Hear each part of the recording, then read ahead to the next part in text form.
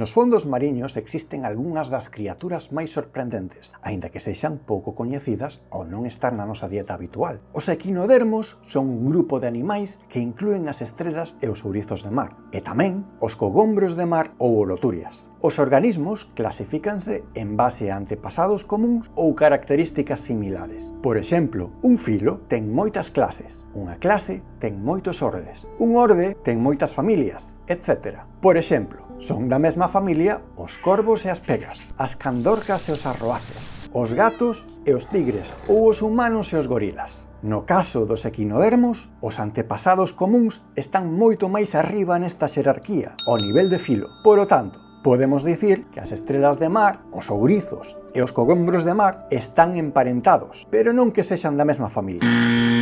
Podemos dicir que están no mesmo grupo de animais ou, neste caso, no mesmo filo. Ao nivel de filo, os humanos estamos emparentados con animais tan peculiares como as ascidias. Somos cordados, como a elas. Claro, igual que hai outros filos, como os artrópodos, que engloban insectos, arácnidos, crustáceos, entre outros, ou os moluscos. Se subimos ata o tope, damos co que se consideraría o antepasado común a todos os organismos, que probablemente fose un ser parecido a unha bacteria hai uns 4.000 millóns de anos. Se pertencen ao mesmo grupo e non sabemos se é filo, clase, orde, familia ou xénero, podemos dicir que están relacionados, pertencen ao mesmo grupo taxonómico ou están emparentados. Emparentados, claro, da mesma familia. Pero ti non escoitas o que digo, emparentados sí, da mesma familia pode ser ou non. Pois desde o filo dos equinodermos imos baixar un chanzo, ao nivel de clase. Aquí temos a clase Holoturoidea. Cando nos imos aos fondos das nosas rías, podemos atoparnos cos carallos de mar, e cando imos a fondos máis profundos, atopamos outra especie da clase Holoturoidea, Parasticopus regalis, ou cogombro de mar real.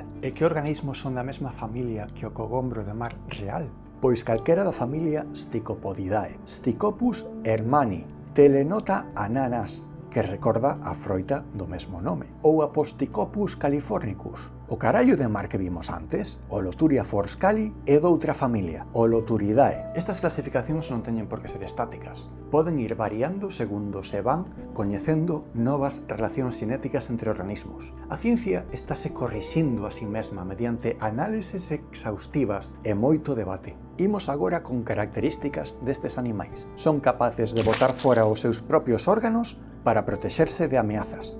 Espera, dis que botan fora os seus propios órganos. E como poden sobrevivir así? Despois da visceración, que é o acto de botar os órganos fora, teñen un tempo de regeneración, unhas 2 ou 3 semanas. Durante ese tempo, poden utilizar alternativas. Por exemplo, se botan o tubo digestivo, van a ter que utilizar os nutrientes que xa teñen almacenados, ata poder utilizar outra vez o novo tubo digestivo e poder comer. Se o que botan é unha árbore respiratoria, poden utilizar como alternativa a respiración a través da pel.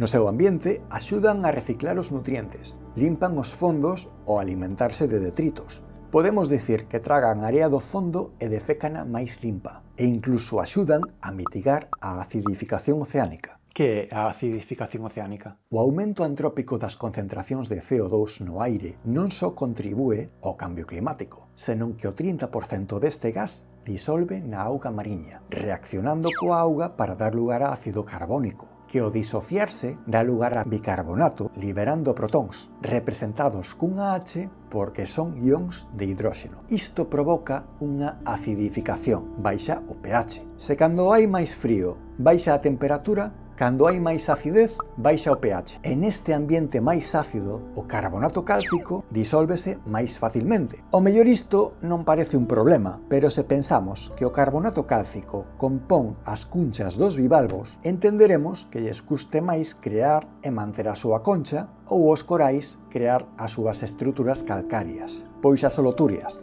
ao disolver o carbonato cálcico dos fondos areosos que engolen, axudan a subir o pH, mitigando a acidificación.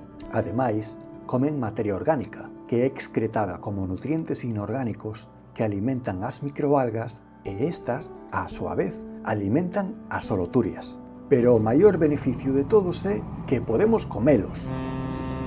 De feito, moitos destes animais son apañados polos buques que se dedican ao arrastre de fondo e acaban en portos como o da Coruña ou o de Marín. E é neste último lugar onde vemos como se obtén a espardeña, que é o músculo da holoturia para Asticopus regalis. Esta carne, que originalmente só comían os mariñeiros do Mediterráneo, é agora moi valorada na alta cociña. E no leste de Asia é considerado un produto de luxo, xa que se atribúen propiedades relacionadas coa medicina chinesa. E despois de reducir moito as poboacións salvaxes co exceso de pesca, proliferaron as piscifactorías especializadas en cogombros de mar. Estes organismos teñen unha dieta moi variada. Entre todo o que comen moitas bacterias. Se queres saber como podemos saber as bacterias que están no mar e que poderían ser comidas polas holoturias, fai clic aquí.